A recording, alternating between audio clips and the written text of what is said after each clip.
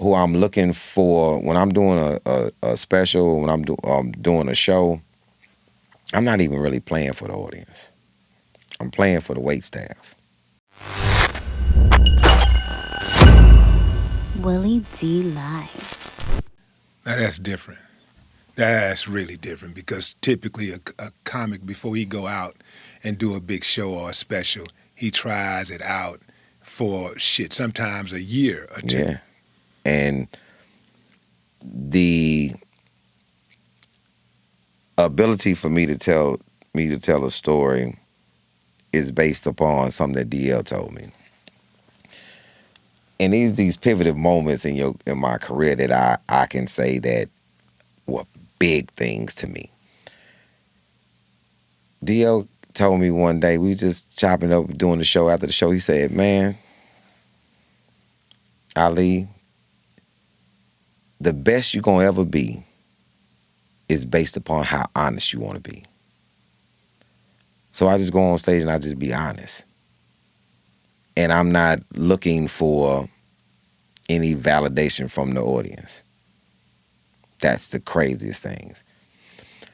Who I'm looking for when I'm doing a special, when I'm doing a show, I'm not even really playing for the audience. I'm playing for the wait staff. Expound. It's only a couple people that's working in the venue. I'm working, and the wait staff is working. If somebody is taking orders at a table, Okay, I hear where you're going. you got 30, 40, 50 orders, and I say something that make you laugh while you working, that shit is funny. Yeah. You know what I'm saying? And that's captivating because they, between taking somebody's order, they like, man, damn, that was funny. You know what I'm saying? And I'm watching their reaction. So the wait staff has always been huge to me. Just like now when I'm in these bigger venues, security, I wait to break the security. They be sitting there being stern, and then I say something, and they have no choice, but they just, man, I gotta laugh at this. I know I'm supposed to be securing the building right now, but that's funny as hell. And that's, I'm playing this game different than other people. Like, I'm really playing it different. And then it's you and some other of my friends that's hard pressed. And when they call and say, "Boy, let me tell you something," and I'm like, there it is. That's the validation. It's not you a harder critic, especially when people who know you. You know, my boy James Brasco, he'll call and say, "Bruh, man, let me tell you something, bro. I'm watching this like I don't know you, and I know this. I know this story. You told me when this happened to you. Now I'm seeing you put it together, the whole story. And it's harder for me now, even though I hate this challenge, but I've taken it on. I don't like the fact that people, like Rugged wasn't all the way together because I had to do it in pieces because I didn't want people to record my set.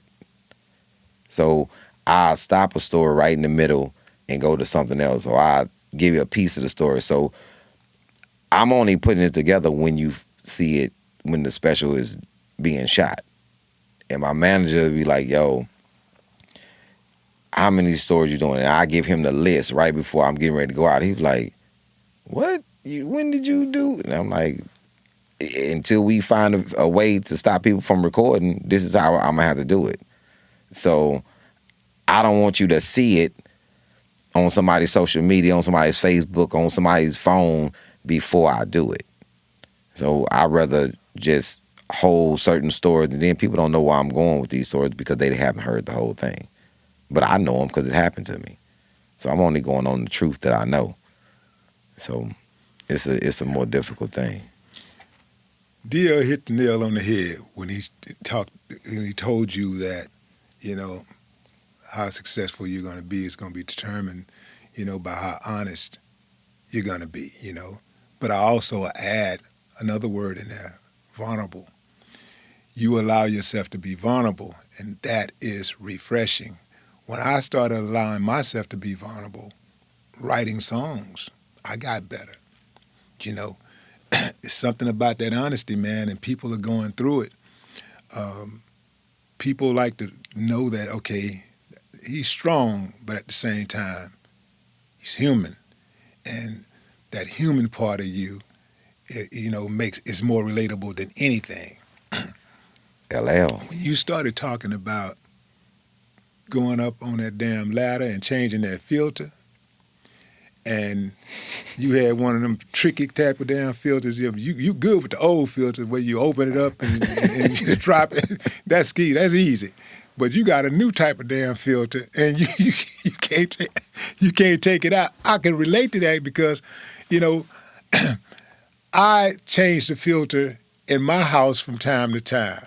I hate changing filters because you got to get a damn ladder, and the ceilings are high. I got 30-foot ceilings. Yeah. I got 30-foot ceilings, right?